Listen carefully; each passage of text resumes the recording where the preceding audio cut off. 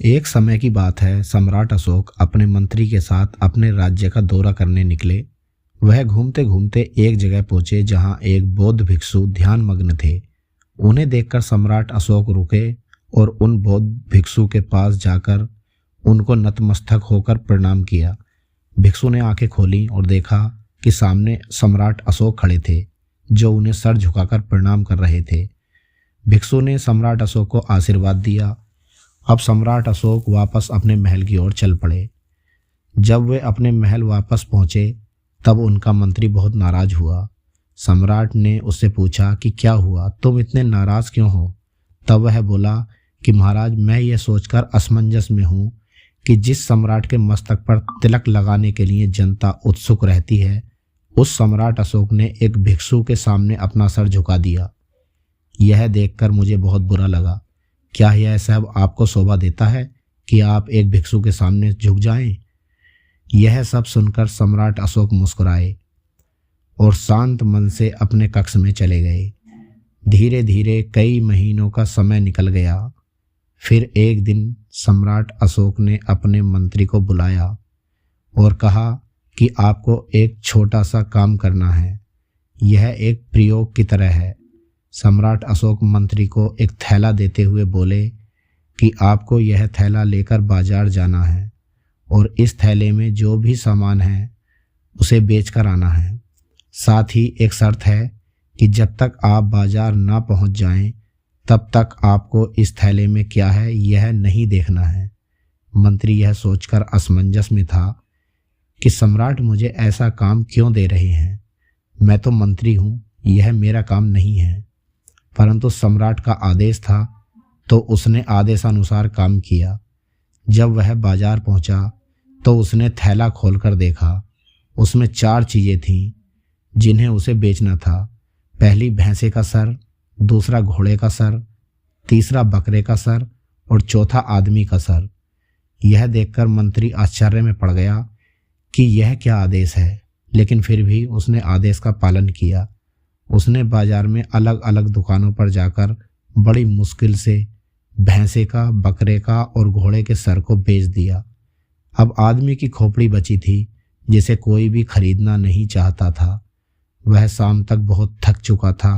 अब वह वापस सम्राट के पास गया। उसने सम्राट से कहा कि सम्राट, मैं आपके आदेश का पालन नहीं कर सका। मैंने भैंसे का, बकरे का और घोड़े का, इन तीनों के सर तो बेच दिए, लेकिन आदमी के सर को कोई भी खरीदने को तैयार नहीं था। इसीलिए उसे मैं वापस ले आया। तब सम्राट ने कहा कि निराश मत हो, ऐसा करो, मैं तुम्हें कल का दिन और देता हूँ।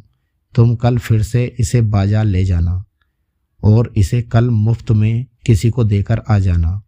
उससे पैसे मत लेना, बस देकर वापस आ जाना। कल वापस आते हुए आपके हाथ में खाली थैला होना चाहिए। यह मेरा आदेश है। मंत्री अगले दिन फिर से बाजार गया। वह बाजार में उस स्थान पर पहुंचा जहां मांस बिक रहा था। उसने वहां आदमी के सर को बेचने की बहुत कोशिश की, पर हर दुकानदार ने मंत्री को हड़का दिया। वे मंत्री से बोले कि क्या पागलपन है, भला आदमी का सर भी कोई खरीदता है? अगर राजा को पता चल गया तो उल्टा ही पड़ जाएगा। हमसे पूछा जाएगा कि कहाँ से लाए हो, कौन है यह, तो हमारे पास कोई जवाब नहीं होगा। बिना समय गवाए इसे यहाँ से ले जाओ। मंत्री को अब सारी कहानी समझ में आ गई थी। वह वापस सम्राट के पास गया और उनसे क्षमा मांगते हुए उनके चरणों में गिर गया। वह बोला कि सम्राट, मुझे अब सब कुछ समझ आ गया है। अहंकार को सर्वोपरि समझना मेरी मूर्खता थी। अब मुझे समझ आ चुका है कि आदमी के सर की कोई कीमत नहीं होती।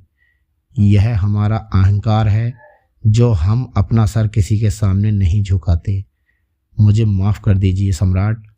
सम्राट अशोक बोले, क्षमा मांगने की कोई आवश्यकता नहीं है। मेरा उद्देश्य तो केवल तुम्हें समझाना था। तुम ही बताओ कि क्या मेरी मृत्यु के पश्चात तुम हमेशा मेरा सर अपने पास रखोगे, हमेशा संभाल पाओगे? मंत्री ने कहा, नहीं। सम्राट अशोक बोले, बस इतना ही समझाना चाहता था कि जिस सर को कोई लेना नहीं चाहता, जिस सर का कोई मूल्य नहीं है, उस सर को किसी के सामने झुका देने से कोई फर्क नहीं पड़ने वाला। यह तो हमारा अहंकार है जो इस सर को झुकने नहीं देता। मंत्री को सम्राट अशोक की महानता समझ आ चुकी थी। दोस्तों, मानव मस्तिष्क जिसे कोई दूसरे के सामने तब तक नहीं झुकाता जब तक कि उसकी कोई मजबूरी न हो। बहुत कम ही लोग होते हैं जो अपने सर को श्रद्धा से दूसरों के सामने झुकाते हैं।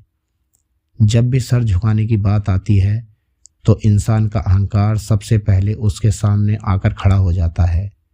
जब कोई व्यक्ति किसी ऊंचे पद पर प्रतिष्ठित हो जाता है तो वह अपना सर किसी के सामने झुकाना पसंद नहीं करता, परंतु जिस सर को हम किसी के सामने झुकाना नहीं चाहते, आखिर उस सर की कीमत क्या है? क्या आपने कभी सोचा है? जीवन में हर वह व्यक्ति सुखी और खुश रहता है जो अपने अहंकार पर विजय प्राप्त कर लेता है। अहंकारी व्यक्ति हमेशा बर्बाद हो जाता है। महाविद्वान रावण भी अपने अहंकार के कारण ही धूमिल हो गया था। यदि आप जीवन में हमेशा खुश रहना चाहते हैं तो अहंकार को अपने आप से हमेशा दूर रखें। याद रखें कि यदि आप किसी को सम्मान दोगे तो बदले में आपको भी सम्मान ही मिलेगा। आप चाहे कितने भी ऊंचे या प्रतिष्ठित पद पर हैं, लेकिन सामाजिक पद को ऊंचा करना चाहते हैं तो हमेशा दूसरों को प्रेम व सम्मान देकर ही ऊंचा उठ सकते हैं। किसी के सामने झुकने से आपकी गरिमा कम नहीं होती, बल्कि आपका सामाजिक कद और बड़ा हो जाता है। Thank you.